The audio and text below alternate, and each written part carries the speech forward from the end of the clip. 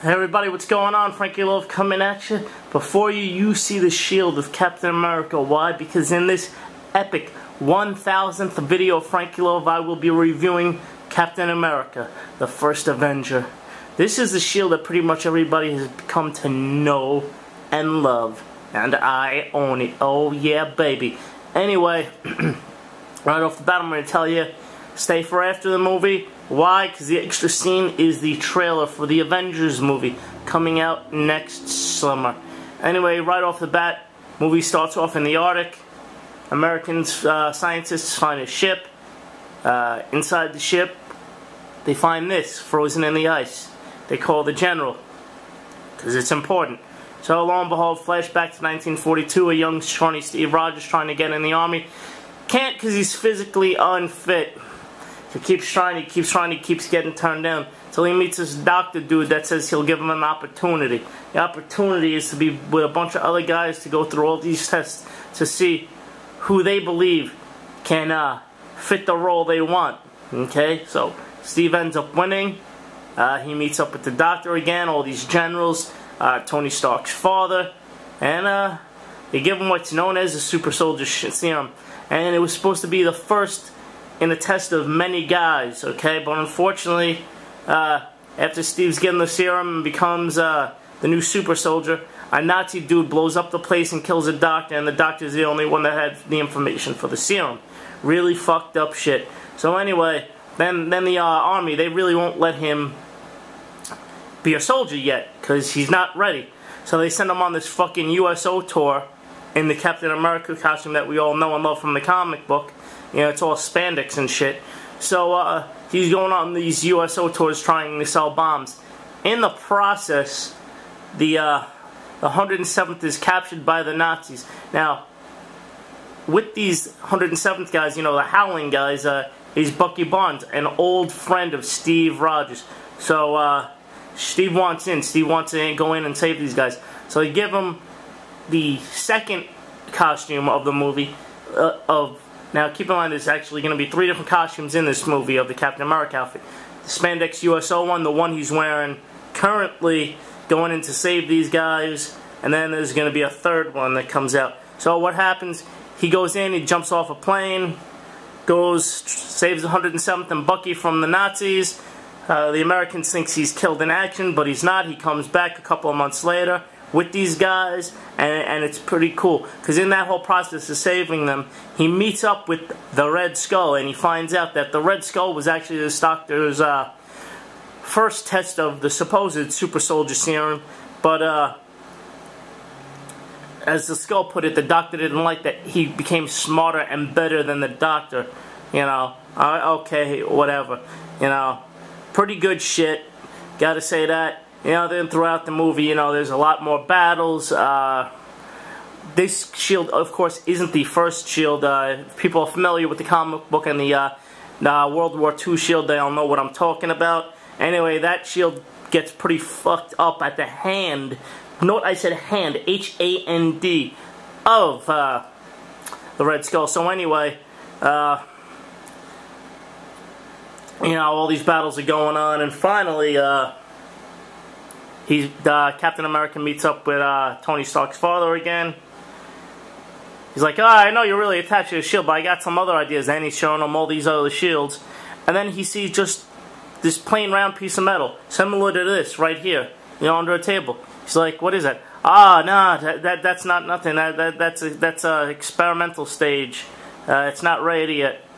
It's light. What's it made of? It's vibranium, the lightest metal on Earth. So lo and behold, this ends up becoming the shield of Captain America, and in the process he also hands Stark pieces of paper for ideas for a new costume, which is the third and final costume in the movie. So anyway, they go off, they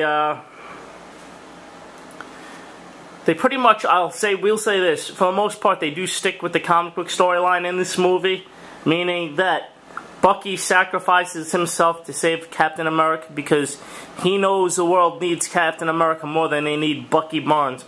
So what happens, well, in the comic books, if you remember, they're on a rocket ship that's headed toward, I believe, New York.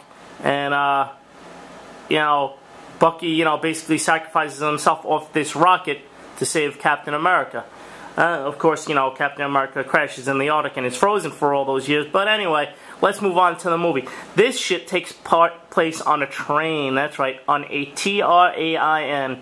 And basically, during one of the fight scenes with the Hydra agents, who are the cronies of the Red Skull, Cap loses his shield. Bucky grabs it, basically, you know, saves Cap from a lot of gunshots, but they're not normal gunshots. They're harnessed energy from the Cosmic Cube. Yeah, the Cosmic Cube, which once belonged to Odin, Thor's father, which now the Red Skull is in possession of. So anyway, Bucky takes a couple of shots, saves Captain America, but in the process, one of the shots bounces off said shield and blows a hole in the door of the side of the train. Bucky is then sucked out of the train and is hanging on a railing on the side of the train. Captain America Steve Rogers goes out, tries to save Bucky. The bar breaks. Bucky falls to his death, or does he? So anyway, you know, this really fucks up Steve in the head. You know, after they beat all the Hydra agents and came back. But then they find out where the Red Skull is now. Why? Because this doctor dude that was working with him basically became a pussy and said, "I'll tell you everything." So he does. They go after the Red Skull. The Red Skull takes off on this big fucking jet thing with all these bombs on it for different parts of America to destroy. So lo and behold, they're battling. What happens, the encasement that had the Cosmic Cube breaks, and the Red Skull grabs it, and an interdimensional portalway opens up, and the Red Skull disappears. The Cosmic Cube falls through the plane, because it's so hot, into the ground. Captain America, in an effort to save New York, crashes the plane in the Arctic, and is never found. Or is he? So anyway, Stark, they find the Cosmic Cube, they take it back to s.h.i.e.l.d., and then a little bit later, Captain America wakes up in a room, nurse comes in, "Where am I?"